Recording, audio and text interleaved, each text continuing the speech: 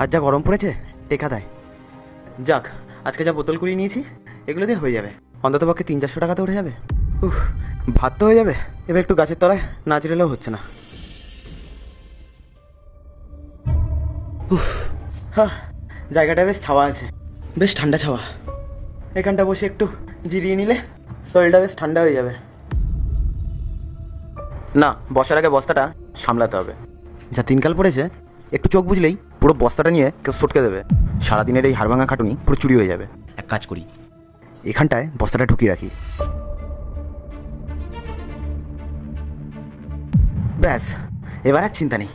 এবার একটু আয়েস করে পা ছড়িয়ে একটু শুয়ে নিই। উফ, কি শান্তি। দাদা, ও দাদা, দাদা একটু শুনছেন? কি আছে? একটু শান্তিতে চোখটা বুঝতে পারবো না। কিছু মনে করবেন না দাদা, আসলে আপনার সাথে একটু দরকার ছিল। আপনি কি এখান দিয়ে কোনো মেয়েকে দৌড়ে যেতে দেখেছেন? গায়ের রং বেশ ফর্সা, আর পরনে একটা লাল রঙের জামা ছিল। দেখছেন তো মানুষটা ঘুমাচ্ছে, আমি কি পাহারা দিচ্ছি নাকি? কে এলো কে গেল সেটা আমি দেখবো? আমি কাউকে দেখিনি বাবু, আপনি আমায় ছাড়ুন। দাদা, একটু দয়া করে মনে করার চেষ্টা করুন না। ওই মেয়েটা না আমার একটা খুব দামি জিনিস নিয়ে চলে গেছে। ওটা যদি না পাই তাহলে আমি পুরো শেষ হয়ে যাব। আপনি দয়া করে একটু সাহায্য করুন আমাকে। ড্রেসের কথা কি বললে? ফর্সা করে মেয়ে? হ্যাঁ দাদা, লাল রঙের একটা জামা পরা। ও হ্যাঁ, এদিক দিয়ে একটা মেয়েকে ঝড়ে বেগে দৌড়াতে দেখেছি। ওই দিকে গেছে? বাঁচালেন দাদা, আপনাকে অনেক অনেক ধন্যবাদ। কোথা থেকে আসে যে আপদগুলো একটু শান্তি করে ঘুমাতেও দেয় না। এই ওঠ বলছি, তাড়াতাড়ি ওঠ। আবার কি হলো? আপনারা কি আমাকে ঘুমাতে দেবেন না নাকি? কি চানটা কি?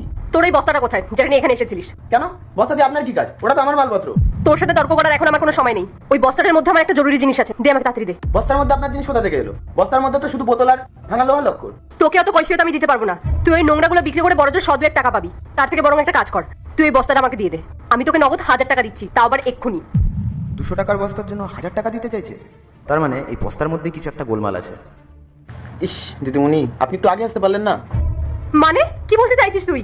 আরে আমি ওগুলো তো বিক্রি করে দিয়ে আসলাম, ভাবলাম শুয়ে শুয়ে সময় নষ্ট না করে কাজটা করেই ফেলি। কি, তুই এগুলো বিক্রি করে দিয়েছিস? তোর কোনো কাণ্ডজ্ঞান নেই? তুই একটু অপেক্ষা করতে পারলি না? সব শেষ করে দিলি। আমার পেটে খিদে দিদিমণি, আমি কেন অপেক্ষা করব?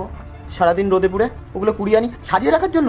কোথায় বিক্রি করেছিস? দোকানটা কোথায়? তাড়াতাড়ি বল আমাকে। ওই তো মোড়ে মাথা ডাইনে ঘুরবে, ওখানে এক বট গাছের নিচে পাবে। যান, ভাগ্য ভালো থাকলে পেয়ে যেতে পারেন।